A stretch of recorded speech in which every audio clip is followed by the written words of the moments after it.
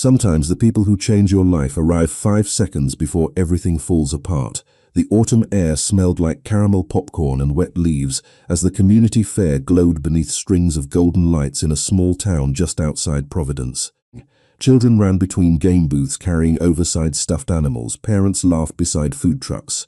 A local band played old rock songs from a temporary stage near the center of the park. To everyone else, it looked like an ordinary Friday night. Chloe Richardson had spent the evening helping organize activities for families from the elementary school where she worked as a counselor.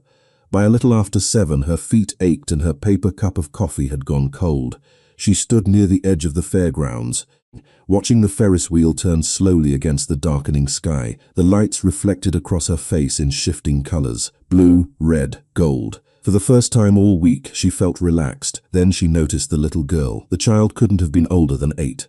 Pale skin, a denim jacket slightly too large for her small frame. She stood alone beside a closed ticket booth near the far end of the fairgrounds. Not crying, not calling for anyone. Just watching the crowd with a strange kind of focus that didn't belong on a child's face. Chloe frowned. Most children lost in public looked confused. This girl looked alert, careful, as if she expected something bad to happen. Chloe started walking toward her. The sounds of the fair faded behind her as she crossed the gravel path. "Hey there," she called parents. The girl looked up, green eyes, unusually bright beneath the carnival lights. For a second she seemed ready to run.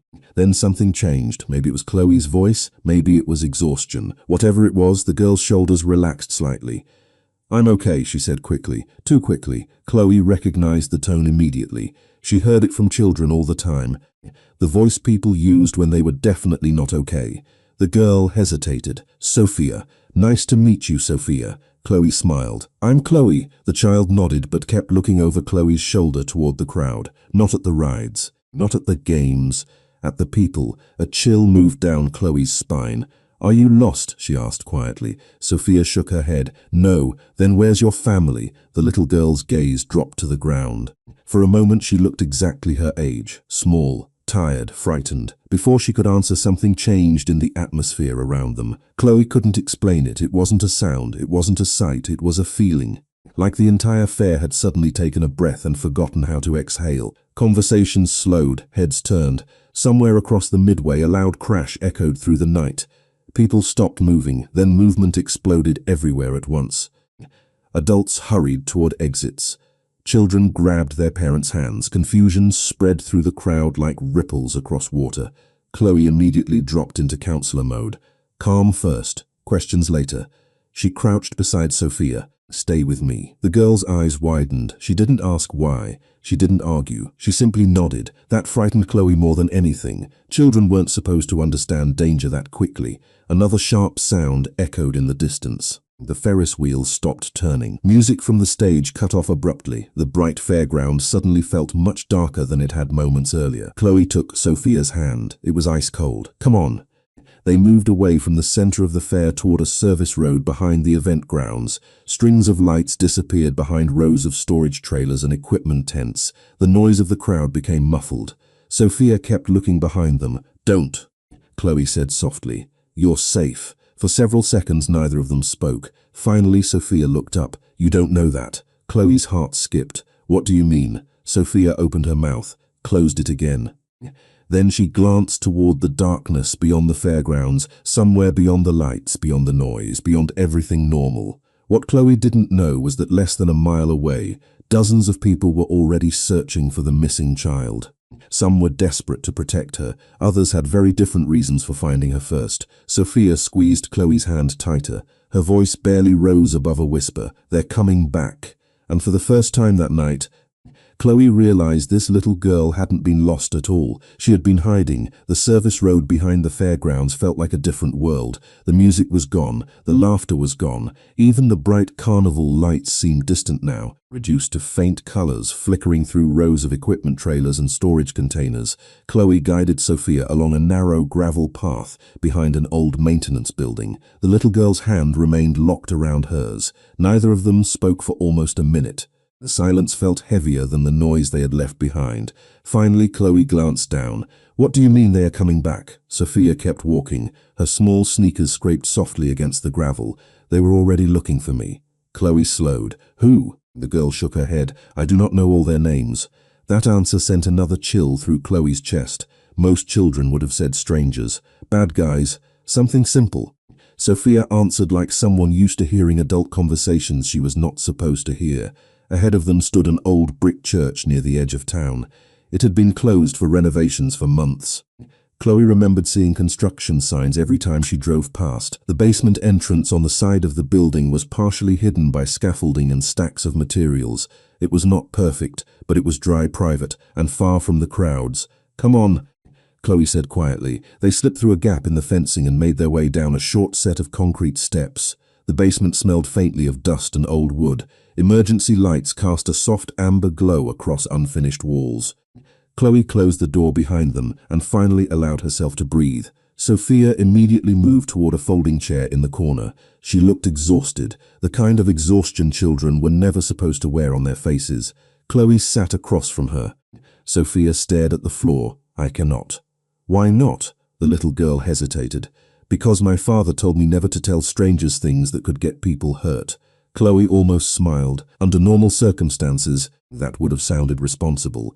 She leaned back against the wall. Fair enough. Sophia looked surprised. You are not angry? No. Chloe folded her arms. I work with children. Trust takes time. For the first time, the girl seemed to relax slightly. Outside, distant sirens echoed somewhere beyond town. Chloe checked her phone. No signal. The thick basement walls blocked almost everything. Great, she muttered. Sophia tilted her head. What? Nothing. Chloe slipped the phone back into her pocket, just hoping to call someone. Sophia lowered her eyes. You should not call anyone. Why? The child looked toward the basement door. Because if the wrong people find me first, bad things happen. Chloe studied her carefully. Every answer created more questions. At that exact moment, less than 10 miles away, a fleet of black vehicles moved through city streets under strict instructions. Search every route, search every camera feed, search every witness report. A missing child had turned an entire organization upside down. Unfortunately for Chloe, she had no idea how many people were already looking for the girl sitting across from her. Back in the basement, Sophia finally spoke again. My father is probably worried. The little girl nodded. He always worries. Then let us find him. Sophia looked up immediately. Fear flashed across her face. Real fear. No. Chloe frowned. No, not yet. Why? Sophia swallowed. Because somebody knew where I would be tonight. The words landed heavily between them. Chloe stared. What do you mean? I mean somebody told them. Her voice dropped lower. The route changed this morning. Only a few people knew.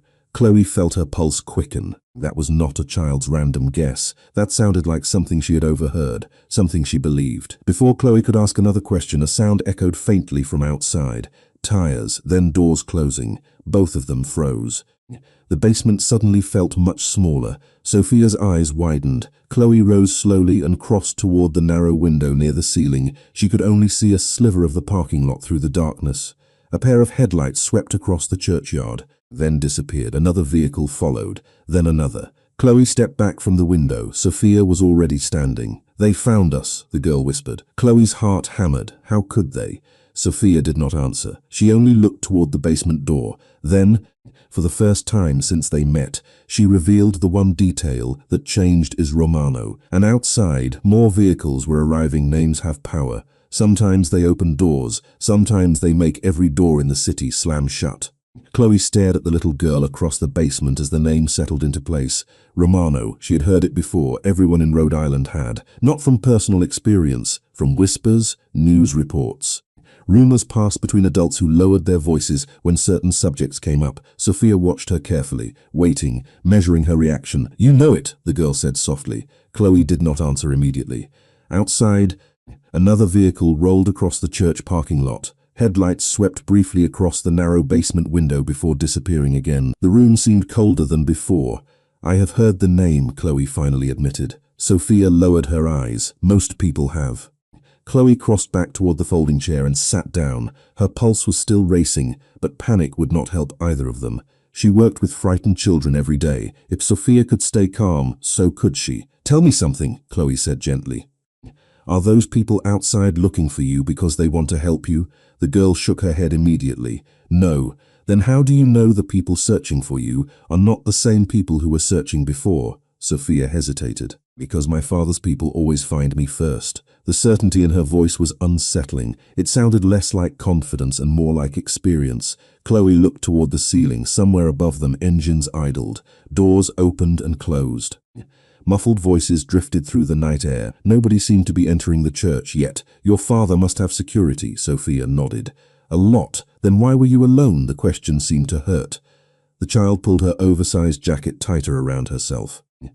Chloe's immediately regretted asking. The answer carried enough sadness on its own. Silence returned. Outside, the wind pushed against the church walls. The old building creaked softly. For several moments, neither of them moved. Then Sophia looked up again. Chloe almost laughed. The honesty of the question caught her off guard. Yes, she admitted. Sophia considered that. Me too. Somehow that answer made Chloe feel better. Fear shared was easier to carry than fear hidden. Less than 10 miles away, the upper floors overlooking the province skyline remained fully lit, despite the late hour. Phones rang constantly. Computer screens displayed maps, traffic cameras, and search grids. Men and women moved quickly between offices. Nobody looked tired, nobody looked relaxed. At the center of it all stood the man staring at a wall of surveillance footage. Gabriel Romano had not sat down in nearly 3 hours. His white dress shirt sleeves were rolled to his forearms. His tie was gone. His attention remained fixed on dozens of camera feeds playing simultaneously. Every passing second without news tightened the atmosphere around him. Nobody dared interrupt unless absolutely necessary. A security specialist stepped forward. We found another angle from the fair. Gabriel turned. The room instantly became quieter. A new video appeared on the screen. Grainy, distant, difficult to see, but clear enough. A young woman moving through the crowd. Gabriel stepped closer. The footage froze. Sophia's face appeared beneath carnival lights. Safe, alive. Relief flickered across his expression so briefly that most people would have missed it. Then his attention shifted to the woman holding her hand. Who is she? He asked. Nobody had the answer. Back at the church, Chloe checked her phone again. One bar of signal appeared for less than a second before vanishing. She sighed. Come on. Sophia looked up. Where are we going? We cannot stay here forever. The child did not argue. Together they climbed the basement stairs and stopped beside the exit door. Chloe pressed her ear against the wood. Nothing. No voices, no footsteps. Just wind. Slowly she opened the door a few inches. The churchyard sat empty beneath yellow streetlights. No vehicles, no people, nothing. Her confusion deepened. She could have sworn somebody had arrived. Then she noticed the glow coming from across the street. A television inside a convenience store window. The late-night news broadcast was playing. A red banner stretched across the bottom of the screen. Missing shield. Chloe stepped closer. Sophia followed. The image changed. A photograph appeared. Dark hair. Green eyes. Denim jacket. Chloe felt the air leave her lungs. The entire city was looking for Sophia Romano. But the next image was the one that froze both of them in place. A photograph of the man leading the search, tall, sharp features, controlled expression. Powerful enough that even a still image seemed intimidating. Sophia stared at the screen. Chloe stared at Sophia. Then the little girl whispered 3 words that changed everything. That is my father. Some people carried power like a title. Others carried it like a storm. Chloe could not look away from the television screen. The image of Gabriel Romano remained frozen beneath the bright red banner as reporters discussed search efforts spreading across the state. Even through a television broadcast, there was something unsettling about him. Not because he looked cruel, because he looked focused, the kind of focus that made people move mountains. Sophia stood beside her with both hands wrapped around the sleeves of her oversized jacket. The little girl did not seem surprised by the attention. If anything, she looked tired of it. Your father owns all of this? Chloe asked quietly. Sophia shook her head. No, then why is everyone looking for you? The child stared at the screen for a moment. Because I am all he has left. The answer lingered between them. Chloe looked down at her. For the first time since they met, she stopped seeing a mystery and started seeing a child. One carrying burdens no 8-year-old should understand. The convenience store clerk stepped closer to the television and increased the volume. New images appeared. Search teams, security footage, traffic cameras. Every channel seemed to be discussing the same story. Missing daughter of business leader Gabriel Romano. The wording caught Chloe's attention. Business leader. Not anything dramatic, just business leader. The gap between rumors and reality suddenly felt much larger than she expected. "We should go," Chloe said. Sophia nodded immediately. They left the churchyard and followed quiet residential street lined with old maple trees. Most houses were dark. Porch lights glowed softly against the autumn night. Fallen leaves drifted across the sidewalks whenever the wind picked up. For several blocks, neither of them spoke. Then Sophia finally broke the silence. "You are different." Chloe glanced down. "Different from who?" "Most people." "How?" Sophia thought for a moment. "Most people get nervous when they hear my last name." Chloe almost smiled. "Maybe I am nervous, not the same way." The child's answer carried surprising certainty. Chloe wondered how many adults Sophia spent time observing. Probably too many. Somewhere across the city, Gabriel Romano stood alone in a glass-walled office overlooking the Providence skyline, the lights of downtown reflected against the windows behind him. A tablet rested on the desk in front of him. The paused surveillance image remained visible. Chloe holding Sophia's hand beneath carnival lights. The image had already been enhanced, enlarged, and distributed to multiple teams, yet nobody knew her name. Nobody knew where she had gone. Gabriel studied the picture carefully. Most people focused on the missing child. His attention remained fixed on the woman beside her. Sophia looked calm, not frightened, not crying, safe. The distinction mattered. "Run facial recognition again," he instructed without looking away from the screen. A security specialist hesitated. "We already did." Gabriel finally turned. "Then do it better." Minutes later, the room returned to silence. Back on the street, Chloe led Sophia toward a 24-hour diner tucked between a gas station and a pharmacy. Neon lights reflected across rain-speckled windows. The smell of coffee drifted through the entrance every time the door opened. It was warm, public, safe, at least safer than wandering outside. They slid into a booth near the back. A waitress brought hot chocolate for Sophia and coffee for Chloe. Neither touched their drinks immediately. Chloe watched the child stare at the steam rising from the mug. "When did you last eat?" Sophia looked embarrassed. "Lunch." Chloe pushed a basket of fries toward her. "That was hours ago." The little girl finally smiled. It transformed her face completely. For a brief moment, she looked like an ordinary second grader instead of somebody hiding from half the state. Across the restaurant, a television mounted above the counter continued broadcasting updates. Chloe tried to ignore it. She failed. Every few minutes, another report appeared, another discussion, another image. The search was growing. Then a new photograph flashed onto the screen. This one was not Gabriel. It was Sophia younger, standing beside a Christmas tree, laughing. Chloe noticed the girl's expression immediately, the sadness, the way her eyes dropped. "What is it?" she asked softly. Sophia stared at the photograph. "That was before." "Before what?" The child remained quiet for several seconds. "Before my mom died." Chloe felt her chest tighten. Suddenly many things made sense. The loneliness, the maturity, the way she watched the world. Children who experience loss often learn to grow up too fast. Before Chloe could respond, the bell above the diner's entrance chimed. The sound seemed ordinary, yet Sophia froze instantly. Every muscle in her body went rigid. Chloe turned toward the door. 3 men in dark jackets had just entered the restaurant. They were not causing trouble. They were not speaking loudly. They simply stepped inside and began scanning the room, and the moment Sophia saw them, all the color disappeared from her face. The difference between danger and safety is often a single decision made in less than a second. Chloe did not wait to find out why Sophia had gone pale. The little girl's reaction was enough. She slid out of the booth and reached for Sophia's hand beneath the table. "Back door?" she asked quietly. Sophia nodded immediately. Neither of them looked toward the 3 men near the entrance again.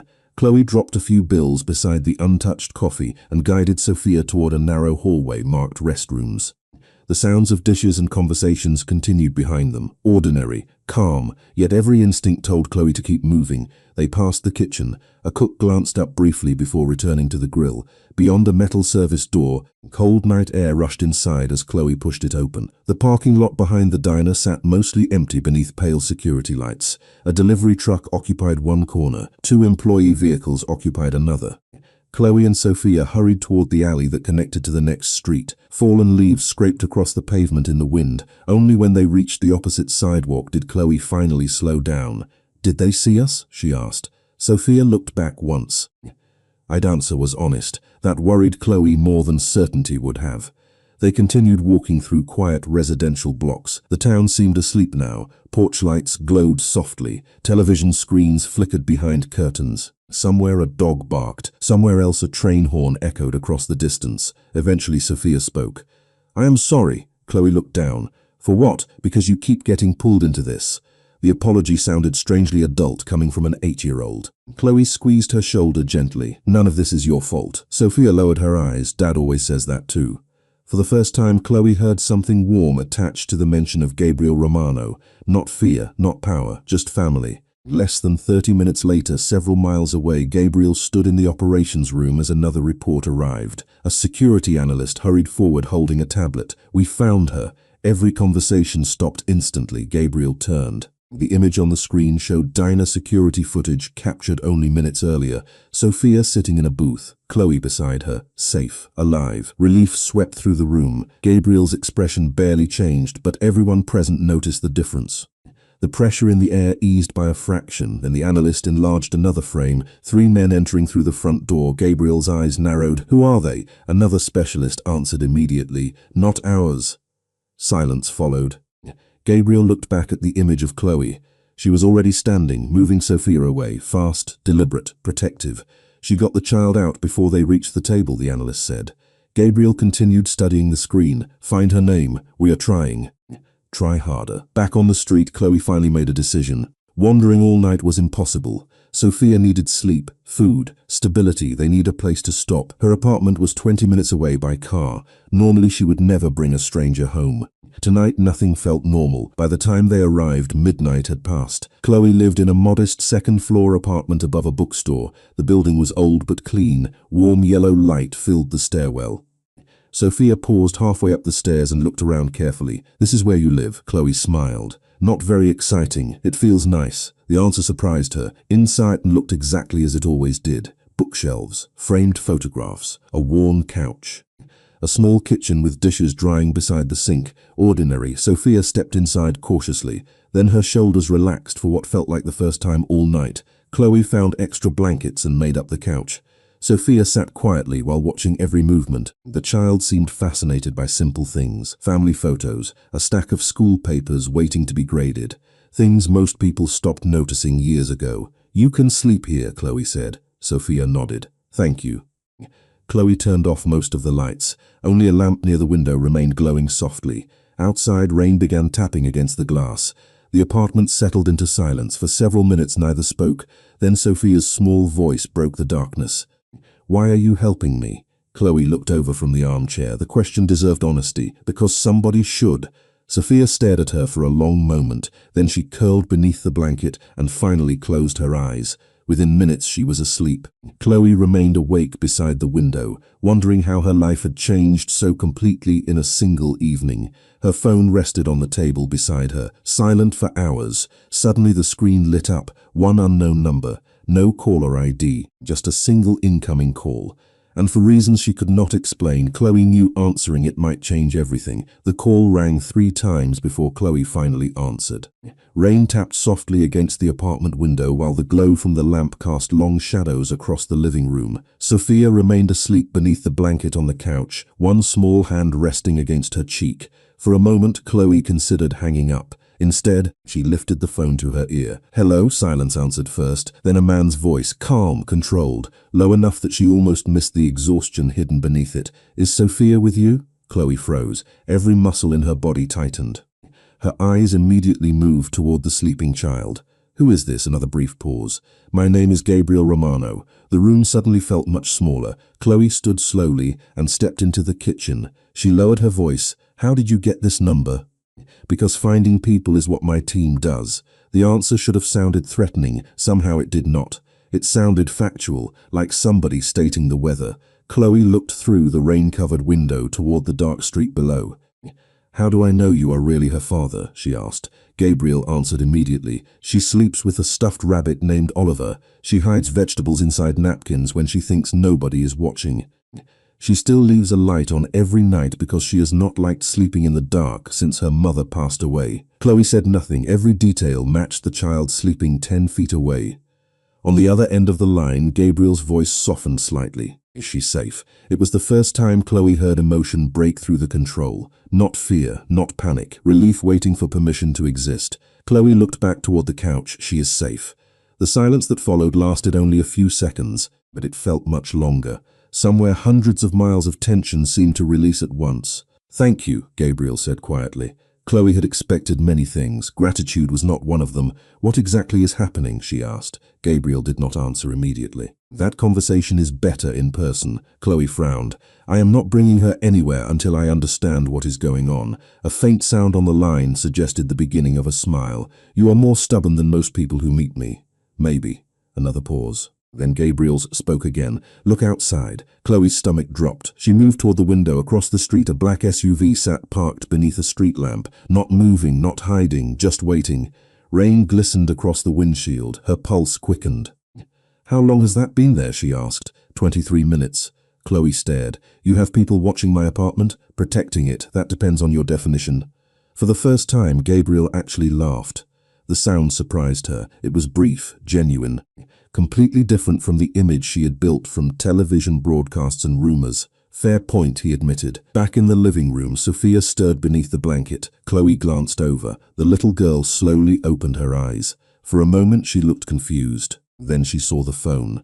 She sat upright immediately. "Is it him?" she whispered. Chloe hesitated, then handed her the phone. Sophia pressed it against her ear. "Dad?" Everything else disappeared. The rain, the apartment, the city beyond the window. Chloe could only watch as the child's entire expression changed. The tension she had carried since the fair seemed to melt away. Sophia smiled, then laughed softly, then wiped at her eyes before pretending she was not. Chloe turned away and gave her privacy. Several minutes later the call ended. Sophia held the phone carefully before returning it. "He is coming." Chloe nodded. The little girl looked down. "You are not leaving, right?" The question caught her off guard. "What do you mean?" Sophia hesitated. "I know everybody always talks to him, but nobody ever talks to me first." Chloe felt something tighten inside her chest. Before she could answer, headlights appeared outside. A vehicle turned onto the street below. Then another. Rain reflected across black paint and tinted glass. The convoy moved slowly, deliberately, no sirens, no chaos, just quiet certainty. Sophia moved toward the window. Chloe joined her. Together they watched as the lead SUV stopped directly in front of the building. The driver's door opened. A tall figure stepped out beneath the rain. Even from half a block away, there was no mistaking who it was. Gabriel Romano had arrived, but as Chloe watched him cross the sidewalk toward the entrance, something else caught her attention. Across the street, beyond the parked vehicles, another car sat motionless beneath the darkness. Its lights were off, its engine was running, and whoever occupied it appeared to be watching the exact same building. The people who fear losing something rarely reveal how much it matters until the moment they get it back. Rain shimmered beneath the streetlights as Gabriel Romano stepped through the front entrance of the building. Chloe could hear distant footsteps echoing up the stairwell. Unhurried, certain Sophia was already moving toward the apartment door before Chloe gently touched her shoulder. "Wait." The little girl nodded, but barely. Every second seemed to stretch longer than the one before it. Then came a knock, not loud, not demanding, just 3 calm taps against the wood. Chloe opened the door. For a moment neither spoke. Gabriel Romano stood several feet away in the hallway. Taller than she expected. Dark hair damp from the rain, a charcoal overcoat over white dress shirt. The television cameras had never captured the exhaustion in his eyes. He looked less like a powerful public figure and more like a father who had not slept all night. Then Sophia ran past Chloe. Gabriel dropped to one knee immediately. The reunion was quiet. No dramatic speeches, no tears. Just a father wrapping his arms around his daughter and holding her as though the rest of the world had disappeared. Chloe looked away, suddenly feeling like she was witnessing something private. "I am okay," Sophia whispered. Gabriel closed his eyes briefly. "I know."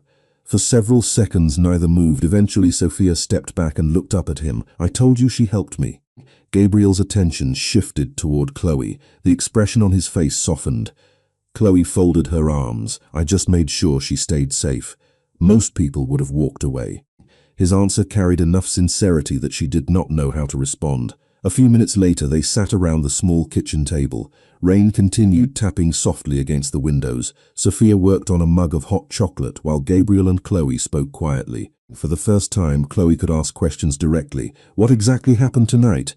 Gabriel's expression darkened slightly. Not with anger, with concern. He looked towards Sophia before answering. "The attack at the fair was never random." Chloe leaned forward. "Then what was it?" Gabriel exchanged a brief glance with one of the security specialists waiting near the doorway. The man handed him a tablet. Gabriel placed it on the table and turned the screen toward her. Security photographs appeared. Maps, vehicle routes.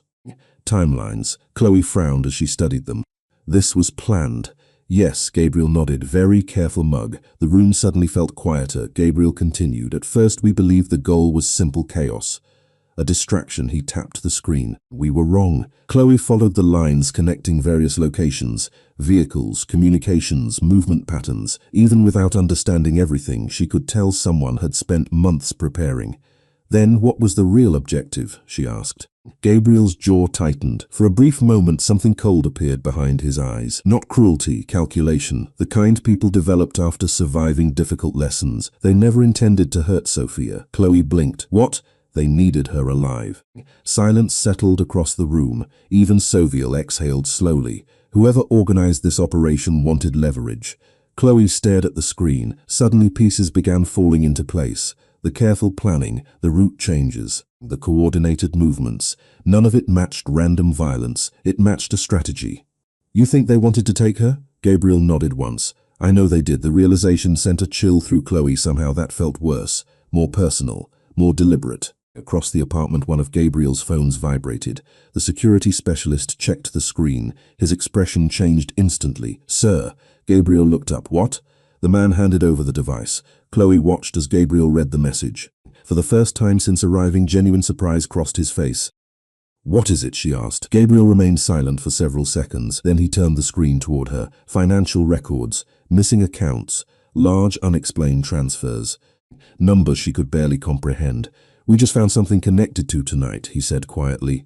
Chloe frowned. Connected how? Gabriel looked back at the data. The answer seemed to disturb him more than anything they had discussed so far. Because somebody did not risk all of this for revenge. He lifted his eyes toward her.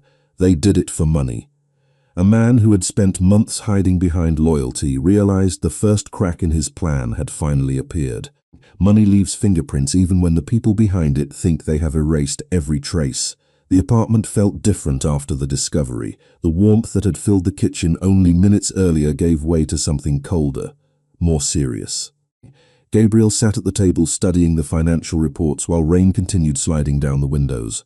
Sophia had fallen asleep again on the couch, exhausted by the longest day of her life. Chloe watched Gabriel read page after page without speaking. The numbers clearly meant something to him, something significant. How much is missing? She finally asked. Gabriel looked up. Enough, that is not an answer. A faint smile touched the corner of his mouth. Several $1 million moved through accounts that should not exist. Chloe blinked. The number sounded unreal. Gabriel slid the tablet across the table. Charts filled the screen, transfers, dates, account numbers. Most of it looked like another language. You can tell all of this is connected, she asked. The timing matches. He pointed toward a series of transactions. These began almost a year ago. And nobody noticed? Gabriel leaned back in his chair. Someone made sure nobody noticed. The answer lingered heavily between them. Chloe understood what he was implying. This was not an outside problem. This was someone close enough to manipulate information from within. Someone trusted. Across the room, one of Gabriel's security specialists received a message through an earpiece. He immediately crossed the apartment and lowered his voice. Sir.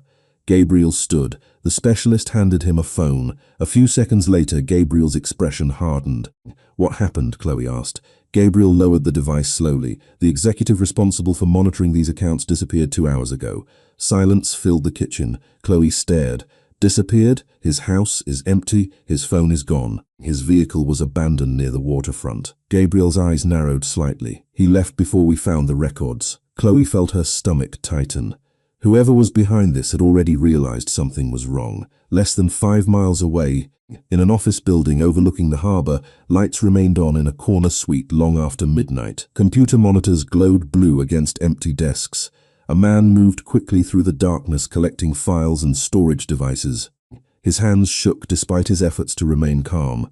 For months he had hidden behind spreadsheets, meetings and routine reports. Now every minute mattered. Unfortunately for him, the walls were already closing in. Back at the apartment, Gabriel moved toward the window. Below, the security vehicles remained parked along the street. Rain reflected across black roofs and windshields. Guards rotated positions with quiet efficiency. Nothing looked accidental. You expected something like this, did you not? Chloe asked. Gabriel remained silent for a moment. I expected someone inside my organization was helping, but not this. He shook his head. Not at this scale. The answer surprised her. For the first time she saw uncertainty. Not weakness, just honesty. Gabriel did not have all the answers. The realization made him seem more human than any television report ever had. What happens now? She asked. Gabriel looked towards Sophia, sleeping peacefully on the couch. His expression softened instantly. Now we find out who thought my daughter was worth more than their loyalty. The room fell quiet again. Minutes passed. Then Sophia shifted beneath her blanket. Without fully waking up, she murmured something softly. Gabriel crossed the room immediately. Chloe watched as he knelt beside the couch, just the blanket around her shoulder. The movement was automatic, familiar, protective. Sophia relaxed again almost instantly. Chloe looked away. Something about the moment felt unexpectedly personal. A father, a daughter, a life that existed beyond headlines and rumors. Gabriel returned to the table a few moments later. Before either of them could speak, another phone vibrated. This time it belonged to the lead security specialist. He checked the screen and frowned. "Sir, there is something else." Gabriel accepted the device. Chloe watched his eyes move across the message. Then, "What?" she asked. Gabriel turned the screen toward her. Security footage filled the display. A parking lot, a church, a diner. Multiple locations from earlier that night. "Someone followed us," she whispered. Gabriel nodded once. Not just followed. His voice dropped lower. Someone knew exactly where Sophia would go before she got there. And for the first time, Chloe realized the leak was even closer than they had feared. Trust is not built when everything goes right. It is built when people have every reason to walk away and choose to stay anyway. Dawn arrived slowly over Providence. The rain had finally stopped, leaving the city wrapped in pale grey light. Chloe woke to the smell of coffee and the unfamiliar realization that several security vehicles were still parked outside her building. For a few seconds, she forgot everything that had happened. Then she saw Sophia asleep on the couch and remembered all of it. The fare, the chase, Gabriel Romano, the missing money, the leak. She stepped into the kitchen. Gabriel stood beside the counter reading messages on a tablet while a cup of untouched coffee cooled beside him. He looked as though he had not slept at all. "Good morning," Chloe said. Gabriel glanced up. "Morning. You should probably sleep." A faint smile appeared. "That advice would be more convincing if you looked rested." Chloe almost laughed. The normal conversation felt strange after everything else. Across the room, Sophia stirred awake and immediately brightened when she saw both of them. Within half an hour, the atmosphere inside the apartment felt almost ordinary. Pancakes, coffee, morning sunlight filtering through the windows. For the first time since they met, Chloe saw Sophia acting like an actual child. She laughed when syrup dripped onto her sleeve. She argued about whether blueberries belonged in pancakes. She rolled her eyes when Gabriel reminded her to finish breakfast. The simple moments changed something. The terrifying headlines and security convoys faded into the background. Chloe found herself seeing a family instead of a mystery. Later that morning, Gabriel invited her to accompany them to a secure property outside the city. "You do not have to," he said. But Sophia asked. The little girl immediately nodded. "Please." Chloe hesitated. A sensible person would have declined. A sensible person would have returned to work and pretended none of this had happened. Yet when she looked at Sophia, the answer felt obvious. By noon they arrived at a large estate overlooking Narragansett Bay. The property was elegant without feeling extravagant. Stone pathways wound through carefully maintained gardens. Large oak trees shaded portions of the grounds. Security remained visible but discreet. What surprised Chloe most was how normal everything felt. Staff members greeted Sophia warmly. Gardeners waved. A cook appeared with fresh cookies before disappearing again. Nobody seemed afraid of Gabriel. They respected him. There was a difference. During lunch, Chloe found herself seated at a long dining table surrounded by several senior members of Gabriel's organization. Financial advisors, attorneys, executives, people who had worked alongside him for years. The atmosphere remained polite, but Chloe noticed something else. Everyone was watching everyone. Every smile seemed slightly forced. Every conversation carried hidden tension beneath it. The leak had changed everything. Nobody knew who to trust anymore. Gabriel remained calm throughout the meal. Observing more than speaking, listening more than questioning, Chloe recognized the same behavior she often saw in children who sensed conflict before adults admitted it existed. Across the table, Sophia quietly drew pictures while pretending not to pay attention. Halfway through lunch, one of Gabriel's advisors mentioned the missing executive. Another executive quickly changed the subject. The reaction lasted less than 2 seconds. Gabriel noticed. So did Chloe. The room grew quieter afterward. Later, while walking through the gardens, Chloe finally spoke. They are all suspicious of each other now, Gabriel. Do you know who it is? Not yet. He paused beside a stone fountain. Sunlight reflected across the water. But the circle keeps getting smaller. Chloe studied him carefully. And what happens when you find out? Gabriel looked toward the distant shoreline. Then I find out why loyalty suddenly became negotiable. The answer stayed with her for the rest of the afternoon. As evening approached, another report arrived. This one changed everything. Gabriel reviewed it in silence, then read it again. Chloe immediately recognized the expression on his face. Something was wrong. What happened? She asked. Gabriel slowly handed her the tablet. Security logs filled the screen, access records, internal communications, route schedules. Chloe scanned the information until one detail caught her attention. The leak did not originate from a random employee.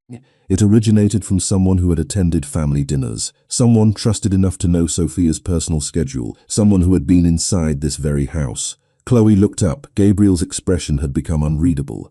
Across the lawn, several familiar faces from lunch continued their conversations, completely unaware of the new information. And for the first time, Chloe realized the person who betrayed them might have been sitting at the same table only hours earlier. The hardest choices rarely arrive with certainty. They arrive disguised as loyalty. Evening settled over Narragansett Bay in shades of silver and blue. The estate looked peaceful from the outside. Lights glowed warmly through tall windows. Waves rolled quietly against the distant shoreline, yet beneath the calm surface tension spread through every hallway and office. Someone close to the Romano family had betrayed them. Nobody knew who. Chloe stood on a balcony overlooking the water while cool ocean air moved through the gardens below. She could still hear Sophia laughing somewhere inside the house. The sound felt important, a reminder of what everyone was trying to protect. Behind her, the balcony door opened softly. Gabriel stepped outside carrying 2 cups of coffee. He handed one to her without speaking. For several moments they stood side by side watching the dark water. "You should not be here anymore," Gabriel finally said. Chloe glanced toward him. A faint smile appeared. "It is." She looked back toward the bay. "You think I am in danger. I know you are." His answer came too quickly to argue with. Chloe wrapped both hands around the warm coffee cup. "Because I helped Sophia?" Gabriel shook his head. "Because whoever planned this knows you matter now." The words lingered longer than either of them expected. Chloe felt her heartbeat quicken slightly. Before she could answer, a security specialist stepped onto the balcony. His expression was serious. "Sir, we found another connection." Gabriel immediately followed him inside. Chloe hesitated only briefly before doing the same. Minutes later, she stood inside a private conference room as information appeared across multiple screens: names, access logs, schedules, financial records. Every new detail pointed toward a shrinking group of suspects. One particular pattern caught Chloe's attention. Several route changes involving Sophia had been approved through the same office, the same executive department, the same chain of communication. "That cannot be a coincidence," she said quietly. Every head in the room turned toward her. Gabriel studied the screen again, then nodded slowly. "No." The room fell silent. One of the analysts enlarged a timeline. Chloe leaned forward. The dates lined up perfectly with the missing money, the altered schedules, the surveillance gaps, everything connected, not to a stranger. To someone with deep access, someone trusted. Across the room, another analyst spoke. "There is more." New footage appeared. Grainy security video from a private parking structure. A familiar executive entering a vehicle. A second person waiting nearby. Faces were difficult to identify, but one thing stood out of documents. Then both individuals disappearing in separate directions. "When was this recorded?" Gabriel asked. 3 weeks ago." Nobody spoke. 3 weeks earlier, the investigation had not even begun. The planning had been underway long before the fair, long before Sophia disappeared. Chloe suddenly understood something that nobody else seemed willing to say aloud. This was never only about money. Several people looked toward her. Gabriel remained silent, encouraging her to continue. "If someone stole millions, they could have disappeared already," she said, "but they stayed." She pointed toward the timeline. "They kept taking risks." Another silence followed. Then Gabriel nodded once. "Because," the realization shifted the room. The missing funds had financed something larger, something that required leverage, something that required Sophia.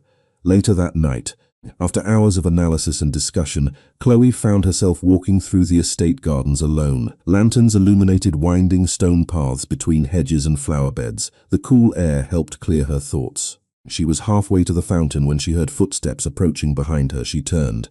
One of the senior executives from lunch stood several yards away, friendly smile, expensive suit, calm demeanor. "Quite a week," he said casually. Chloe nodded politely. Something felt off. Not threatening, just strange. The conversation lasted less than 2 minutes. Small talk, nothing important. Yet when he finally walked away, Chloe noticed something unusual. His smile disappeared the instant he believed she was no longer looking. Hours later, inside the security center, analysts continued reviewing footage from across the estate. One camera captured the same executive leaving the gardens. Another showed him entering a private office. A third recorded him making a phone call from a secure line he was not authorized to use. The analyst stared at the screen, then immediately reached for the phone, because for the first time since the investigation began, suspicion was no longer spread across a room full of people. It was beginning to focus on one specific name. The truth rarely arrives all at once. It arrives in fragments, each piece making the next impossible to ignore. The following morning began before sunrise. A cold fog rolled in from the bay, covering the estate in a blanket of grey. Chloe stood near a tall window inside the main house, watching faint lights move through the mist outside. Security teams had been active all night. Phones rang constantly. Doors opened and closed. Conversations stopped whenever someone unfamiliar entered the room. The atmosphere had changed. Nobody was pretending everything was normal anymore. Somewhere within the organization, a trusted insider had betrayed the people around him, and now the evidence was becoming impossible to dismiss. Sophia sat at the breakfast table drawing pictures while pretending not to listen. Gabriel reviewed reports beside her. His coffee had gone untouched for nearly an hour. Every few minutes another file arrived, another timeline, another financial record. Chloe noticed the pattern. The closer they came to the truth, the quieter Gabriel became. Shortly after 8 o'clock, the lead analyst entered the room carrying a folder. Nobody spoke as he placed it on the table. Gabriel opened it slowly. Several photographs, several communication logs. He studied each one carefully. Then he looked up. "Are you certain?" The analyst nodded. "We verified everything twice."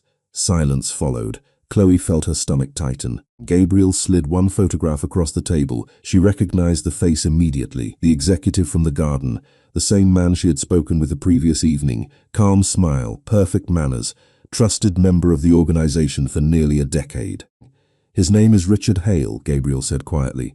"Chief Financial Manager." Chloe stared at the photograph. "He was the one moving the money?" "Yes." Gabriel's voice remained calm, but something colder lived beneath it now. "And he approved several route changes involving Sophia over the last year." Another analyst placed additional documents on the table: communication records, offshore accounts, hidden transfers. Every road seemed to lead back to the same person. The evidence painted a picture nobody wanted to see. Richard had not acted impulsively. He had planned everything carefully, for months, maybe longer. "Why?" Chloe asked. Gabriel looked down at the reports. "Because he believed he deserved more than loyalty could offer." The answer sounded almost disappointed. Not angry, disappointed, as though betrayal from a stranger would have been easier to accept than betrayal from someone trusted. Less than 20 miles away, Richard Hale sat alone inside a private office overlooking the harbor. The blinds remained closed. Several bags rested near the door. His passport sat on the desk beside an open laptop. Escape plans, backup routes, financial accounts spread across multiple countries. He had prepared for many outcomes. Unfortunately for him, he had underestimated one thing: how quickly the truth could catch up. Back at the estate, another report arrived. This one carried the final piece. Security footage from a private garage recorded several weeks before the fair. Richard meeting with intermediaries connected to the operation. No speculation remained, no uncertainty. The chain was complete. Chloe watched as Gabriel studied the footage. For several long seconds, nobody moved. Then Gabriel closed the laptop, set up the meeting. The room immediately became still. One of the advisors looked surprised. "You want to speak with him directly?" Gabriel nodded once. "He has been hiding behind messages and middlemen for months." His gaze remained fixed on the table. "That ends today." The advisors exchanged nervous glances.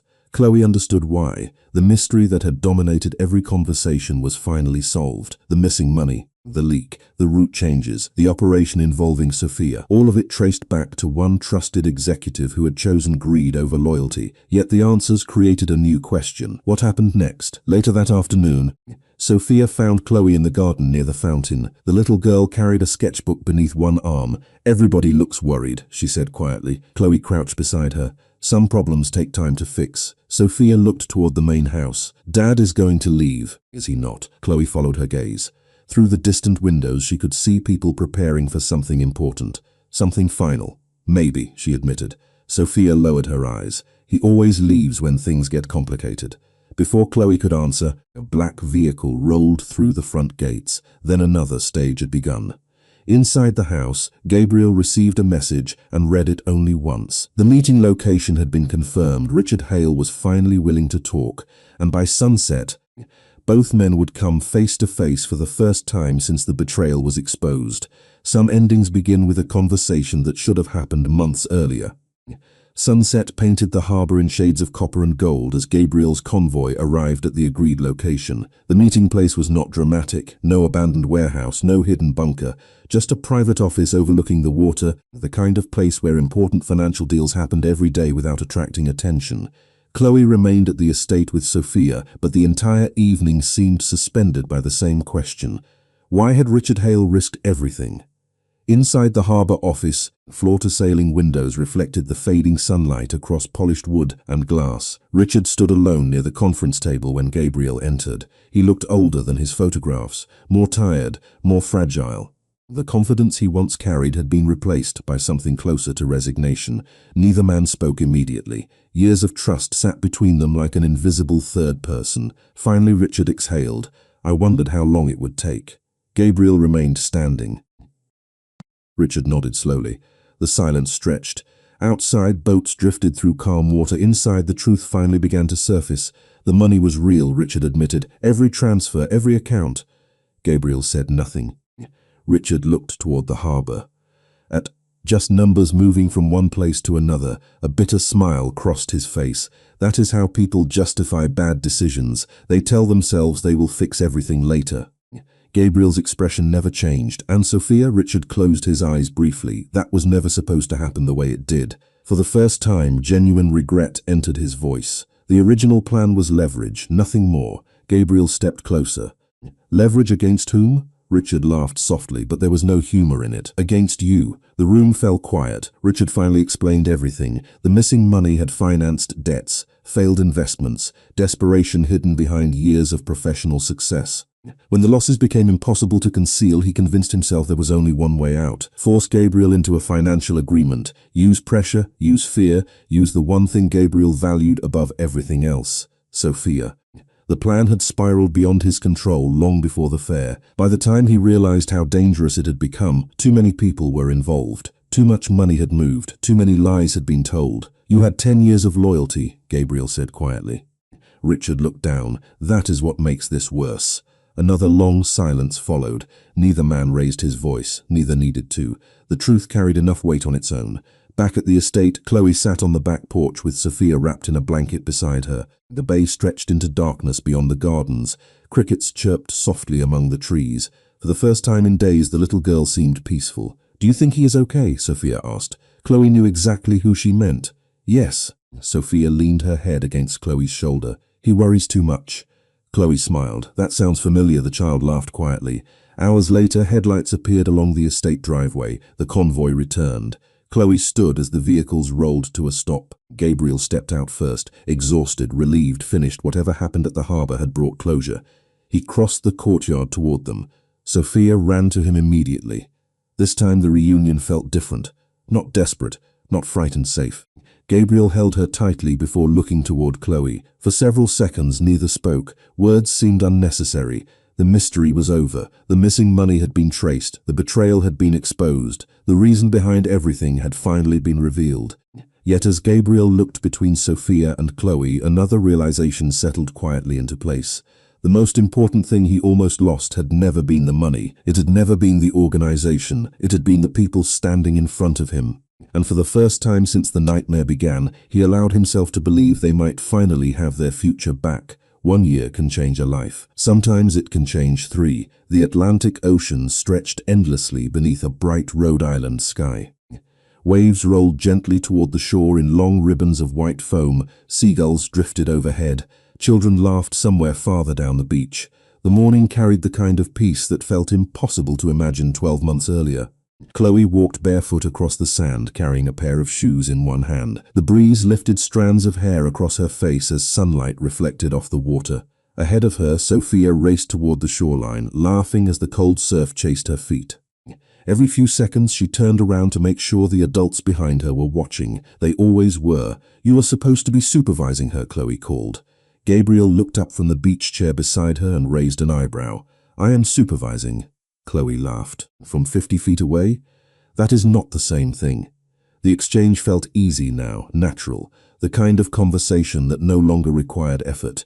A year earlier they had been strangers.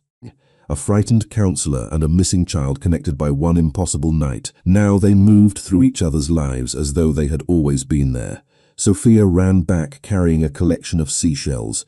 She dropped them dramatically into Chloe's hands. Chloe examined the shell carefully. "I think you might be right." Sophia smiled proudly before racing back toward the water. Gabriel watched her go. The expression on his face was familiar now, protective, grateful, peaceful. Most importantly, peaceful. The investigations had ended months ago. The stolen money had been recovered. Richard Hale had faced the consequences of his choices. The organization had survived. More importantly, it had changed. Gabriel had spent the year restructuring responsibilities, removing layers of secrecy and rebuilding trust. The process had not been easy, but for the first time in a long time his world no longer revolved around fear of losing everything. Chloe sat beside him on the sand. For a while the ocean provided all the conversation either of them needed. Finally Gabriel broke the silence. "Do you remember the church?" Chloe smiled. "The basement? You looked like you were deciding whether to trust a very bad idea, because it was a very bad idea." Gabriel laughed softly. "Fair." The sound carried easily across the wind. Chloe looked toward Sophia playing near the shoreline. "She is different now." Gabriel followed her gaze. "So am I." The honesty surprised neither of them. A year earlier, Gabriel had measured safety through control. More security, more surveillance, more preparation. Then a stranger had protected his daughter without asking for anything in return. Protection was not ownership. Trust was not weakness. Family was not something money could buy. Chloe reached down and picked up a smooth stone from the sand. "You know," she said, "most people would never believe this story." Gabriel smiled. "Good. Why?" He looked toward the horizon. "Because the best parts sound impossible." For a moment neither spoke. Waves rolled across the shoreline. Sunlight danced across the water. Sophia's laughter echoed through the sea breeze. Then the little girl came running back toward them once more. This time she stopped directly in front of Gabriel and placed her hands on her hips. "Are we still doing dinner tonight?" Gabriel nodded. "Of course." "Good." Sophia turned toward Chloe. "You are coming too." Chloe smiled. Was that ever in question? Sophia grinned triumphantly. No. Then she ran back toward the ocean. Gabriel watched her disappear toward the surf before looking at Chloe. There were 1,000 things he could have said. 1,000 ways to describe what she had become to both of them. Instead, he chose the simplest truth. "Thank you." Chloe shook her head gently. "For what?" Gabriel looked toward the beach, the waves, and the child neither of them could imagine life without any more. "For becoming family." The wind carried the words away across the shoreline. Neither of them needed to say anything else. Far out across the Atlantic, sunlight shimmered on the water like liquid gold. Behind them stretched a future neither had planned. Ahead of them ran a little girl, laughing freely beneath an open sky. 1 year earlier she had hidden beneath darkness while strangers searched for her. Now she ran toward the ocean without fear. And standing behind her were the two people who would always make sure she could.